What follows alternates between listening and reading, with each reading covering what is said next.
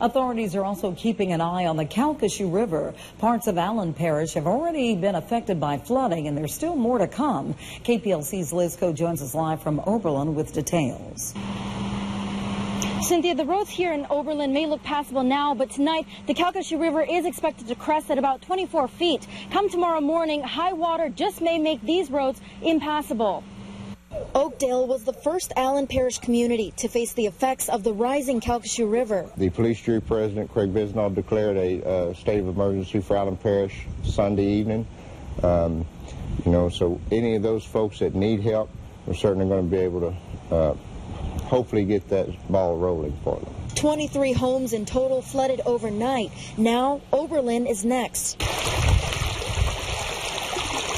Oberlin is starting to reach the crest of their flood stage. The National Weather Service expected the river to crest in Oberlin late Monday night into Tuesday, but Mother Nature is taking its own course. We have just a couple of houses that have some minor damage, is my latest report. We have numerous camps along the river that have probably received a fair amount of water damage. This is what our house looks like. It's underwater. It's gone. Oberlin residents Joey Veazey and Tiffany Laird thought they had enough time. We weren't ready for it. By the time they came home Sunday evening, it was too late to salvage all the important things. I lost all my baby stuff. I'm 5.5 months pregnant. And for us having to leave home, it was difficult because we had basically no money and hardly nowhere to go. Fortunately, they're staying with family in the area, but they're advising everyone who has the opportunity to prepare to do so. They needed to get out. They needed to get everything together because some of us didn't have time. I mean, it was too late.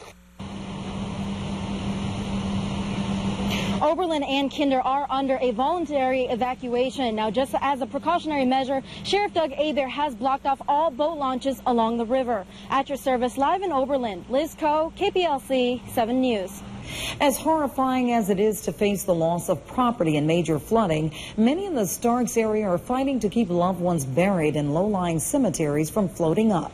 KPLC's Teresa Schmidt was on the water as officials began surveying the problem. I've been out with investigators with the Calcasieu Coroner's Office. They're going to inspect various cemeteries in the area to see which graves have been compromised. It's a problem that happens at low-lying cemeteries during flooding, and it's heartbreaking to those who fear their loved ones' coffins may become unsecured.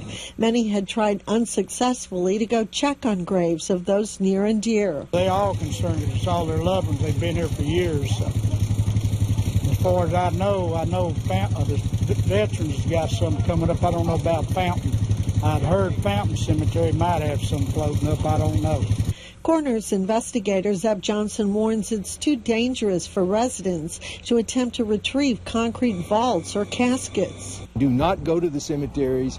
These vaults weigh 1,600 to 1,800 pounds. Caskets are full of water. If they are full of water, we know how to handle that and we'll take care of it. We have lots of experience, unfortunately, with Katrina, Rita, and Ike in recovering caskets, and it's just not good for family members to be out in the cemetery. By boat, the Sheriff's Department and Coroner's investigator Charlie Hunter makes stops at the VFW Cemetery and Fountain. In all, Hunter says 15 to 20 vaults appear to be disturbed. Both cemeteries, as of right now, are completely submerged underwater.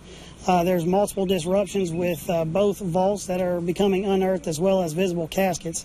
Hunter emphasizes if someone sees a vault or coffin that can be secured, to try to tie it off, but only if it can be done safely. At this point, coroner's investigators expect the situation with the caskets to get much worse before it gets better. Near Starks, Teresa Schmidt, KPLC 7 News. Well, though the flooding came with several days' notice, emergency officials are still being called on rescue missions to save those who did not leave when advised. As our Julian Corder reports, keeping track of people during a voluntary evacuation is proving difficult. The Sheriff's Office still has their command post set up here in Vinton, ready to go help someone as soon as the call comes in. But as the water continues to rise, these rescue missions become more and more difficult. Rescue teams are using airboats to get around in flooded neighborhoods along the Sabine. You'll have high water, a truck can't get through to it, and then you'll have dry land, and in 200, 300 yards you'll have high water again.